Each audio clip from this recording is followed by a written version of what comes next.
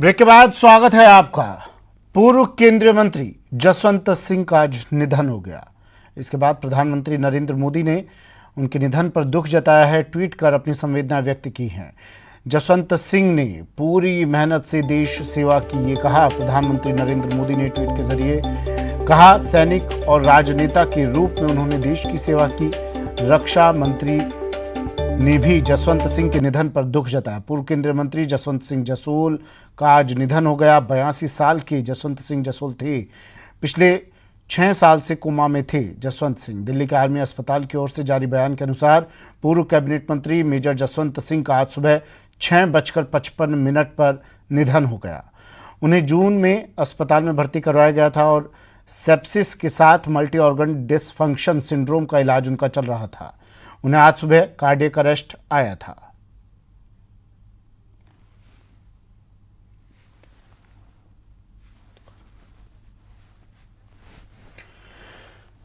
घनश्याम तिवारी जी हमारे साथ phone line पर जुड़ गए हैं। घनश्याम जी, क्या कहेंगे, क्या आपकी प्रतिक्रिया? सिंह जी का जाना एक बहुत बड़ी क्षति है।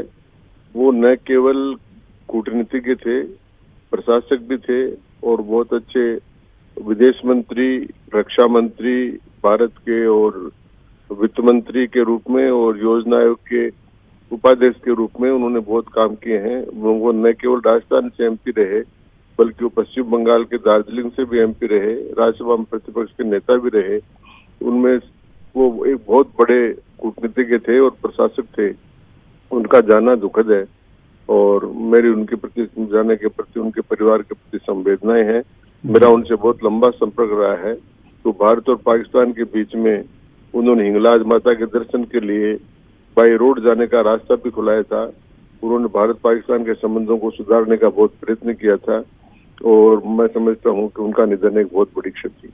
बीजेपी की स्थापना करने वाले नेताओं में शामिल थे जसवंत सिंह। आपकी कई बार उनसे मुलाकात हुई होगी। कोई ऐसा पल, कोई ऐसा क्षण जो आप दर्शकों के साथ, प्रदेश की जनता के साथ साझा करना चाहे, कोई ऐसी याद? देखिए, मैं जब से वो भारतीय जनता पार्टी के मेंबर बने तब से लेकर जब तक वो बेहोश हो गए तब तक मेरा उनसे संबंध रहा जी। और बहुत प्रकार की यादें हैं उनकी।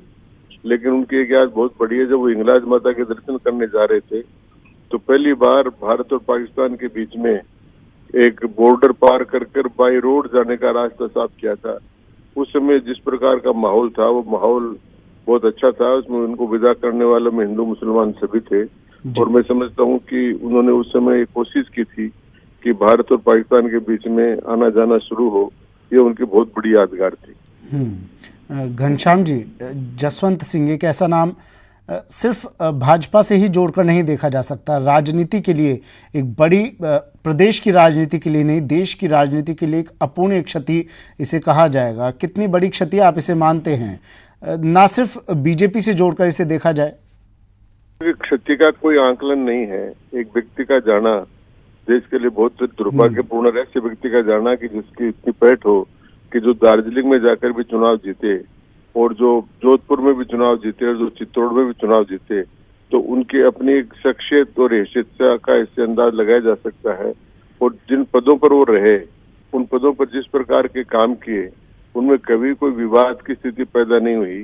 तो एक तरह से वो कूटनीतिज्ञ तो थे ही, उनके संबंध विदेश मंत्रालयों से और विदेश राजनीतियों से बहुत ज्यादा गहरे थे और एक प्रकार से वो संपर्क साधने वाले भी थे और विभिन्न राजनीतिक दलों के बीच में सामंजस्य बैठाने में भी उनकी बहुत महत्वपूर्ण भूमिका रही है। इसलिए उनका चला जाना है बहुत दुखद है और एक बहुत अपूर्णीय क्षति है। अपने आदर्शों पर चलते थे जसवंत सिंह जी। कभी लाइन से हटकर, लीक से हटकर काम नहीं किया उन्होंने। बीजेपी में, बीजेपी सरकार में उन्हें कई बड़े पदों से सुशोभित किया गया, लेकिन एक वक्त ऐसा भी आया था जब बीजेपी से उनके कुछ मनमुटाव हो गए थे। देखिए, उन बातों में मैं नहीं जाना चाहता, लेकिन मैं इतना ही कहना चाहता हूँ कि वो अपने आप में एक पूर्ण व्यक्तित्व थे और अपने आप में उनकी मान्यताएं थी और उन्हीं मान्यताओं पर और धाराओं के आधार पर वो काम करते थे और उसमें उनको सफलता भी मिली। ठीक है, शुक्रिया सर हमारे साथ जुड़ने के लिए, अपना वक्त हमें देने के लिए। घनश्याम तिवारी जी याद कर रहे थे जसवंत सिंह को, अपनी यादें साझा कर रहे थे जसवंत सिंह के बिताए पलों को वो साझा कर रहे थे दर्शकों के साथ। जसवंत सिंह एक ऐसे नेता थे, हम भी यही बता रहे हैं, जसवंत सिंह एक ऐसे नेता थे जो अपने उसूलों पर चलने वाले नेताओं में जिनकी गिनती होती थी।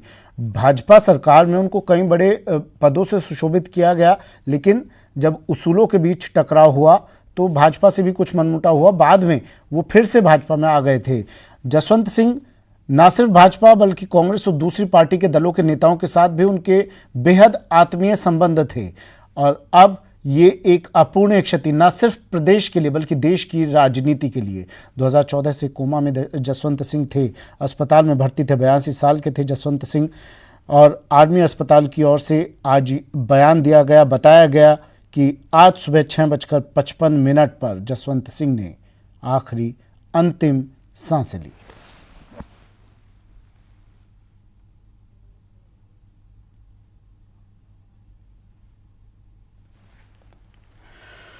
पूर्व केंद्रीय मंत्री जसवंत सिंह जसोल का आज निधन हो गया। 82 साल के थे वो और पिछले 6 सालों से कोमा में थे। दिल्ली के आर्मी अस्पताल की ओर से बयान दिया गया, कहा गया जसवंत सिंह का आज सुबह 6:55 पर निधन हो गया। प्रधानमंत्री नरेंद्र मोदी ने भी अपनी संवेदनाएं व्यक्त की, गृह मंत्री ने रक्षा मंत्री ने अपनी संवेदनाएं व्यक्त की, जसवंत सिंह के निधन पर दुख जताया। जसवंत सिंह बीजेपी के जो आधार शिला रखने वाले नेताओं में से एक, स्थापना करने वाले नेताओं में शामिल थे। जसवंत सिंह राज्यसभा लोकसभा में बीजेपी का प्रतिनिधित्व उन्होंने किया, और 1996 से 2004 के बीच रक्षा, विदेश और वित्त जैसे मंत्रालयों को भी उन्होंने संभाला।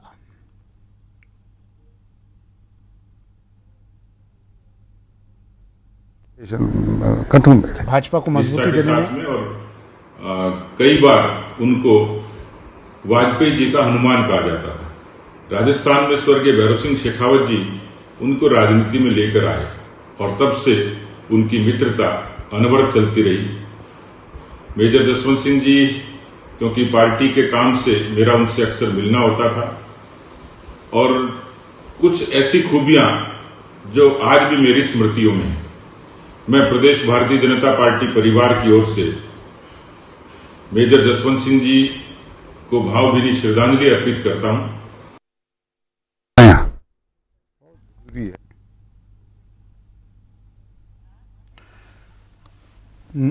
नाहर सिंह जी हमारे साथ फोन लाइन पर जुड़ गए हैं। जसवंत सिंह जी के भाई हैं नाहर सिंह जी। नाहर सिंह जी, किस तरह से अपनी संवेदनाएं व्यक्त करना चाहेंगे, किस तरह से याद आप करना चाहेंगे जसवंत सिंह जी को? जी, आज का दिन हमारे परिवार के लिए विशेष तौर से बहुत ही दुखद दिन है, और परिवार ने ही नहीं पूरे भारत में विश्व स्तर का एक स्टेट्समैन खो दिया जी। और काफी समय से वो व्याधि में थे और हॉस्पिटल में थे। आज सुबह 6:30 बजे उनका अंतकाल हुआ, और वहाँ से सब प्रक्रियाएं पूरी होने के बाद में उनका शव जोधपुर लाया जाएगा, और उनके फार्म हाउस पे ही एक जगह उनका दाह संस्कार किया जाएगा। करीब 2:30 बज जाएंगे जी। शुक्रिया नाहर जी, अपना वक्त हमें देने के लिए, जुड़ने के लिए हमारे साथ। नाहर सिंह जी उनके जसवंत सिंह जी के भाई, और बता रहे थे दिल्ली में तमाम प्रक्रिया पूरी होने के बाद उनकी पार्थिव देह को जोधपुर लाया जाएगा। विनीत झा मेरे सहयोगी हमारे साथ सीधा जुड़ गए हैं दिल्ली से। विनीत, क्या कुछ चल रहा है अब दिल्ली में? आज देश गमगीन है अपने इस नेता को खोने के बाद। राजनीतिक गलियारों में आज शोक की लहर है। क्या कुछ चल रहा है वहाँ पर? अभी नाहर सिंह जी से हमारी बात हो रही थी, वो कह रहे थे दिल्ली में तमाम प्रक्रिया पूरी होने के बाद उनकी पार्थिव देह को राजस्थान लाया जाएगा। क्या तैयारियां चल रही हैं वहाँ पर? जी, निश्चित तौर पर सुमित, मैं आपको बताना चाहूँगा कि इस वक्त हम जसवंत सिंह जी के आवास पर हैं। यहाँ पर आप देख सकते हैं कि 15-3 मूर्ति लेन जो उनका आवास है वहाँ पर हम हैं। यहाँ पर अब आप देखिए, यहाँ पर मैं अपने कैमरा पर्सन को बोलूँगा वो यहाँ पर दिखाएं कि पुलिस की जो मौजूदगी है वो यहाँ पर बढ़ा दी गई है। तैनाती जो है पुलिस की यही यहाँ पर बढ़ा दी गई है। कुछ लोग जो उनके संभवतः परिवार के सदस्य हैं वो यहाँ पर आए हुए थे, और वो भी यहाँ पर आए हुए हैं और अभी फ़िलहाल व्यवस्था देख रहे हैं। यहाँ यहाँ पर आप देख सकते हैं कि यहाँ पर पुलिस की भी जो व्यवस्था है, सुरक्षा जो है वो बढ़ा दी गई है, पुलिस की तैनाती जो है वो बढ़ा दी गई है। यहाँ पर हमें जो जानकारी मिल रही है उसके अनुसार अब से थोड़ी देर बाद उनके पार्थिव शरीर को यहाँ पर लाया जाएगा, जहाँ पर अंतिम दर्शन के लिए यहाँ पर रखा जाएगा। हालांकि जो कोरोना काल के जो गाइडलाइंस है उसके अनुसार अंतिम दर्शन की जो प्रक्रिया होगी, जो समय होगा वो थोड़ा सा संक्षिप्त होगा। और उसके बाद हमें यह भी जानकारी मिल रही है कि आर्मी के जहाज़ से, वायुसेना के जहाज़ से उन्हें जो है वो यहाँ से ले जाया जाएगा और आज ही उनके पैतृक जो स्थान है वहाँ पर उनका अंतिम संस्कार किया जाएगा। जी ठीक है, शुक्रिया विनीत तमाम जानकारी के लिए।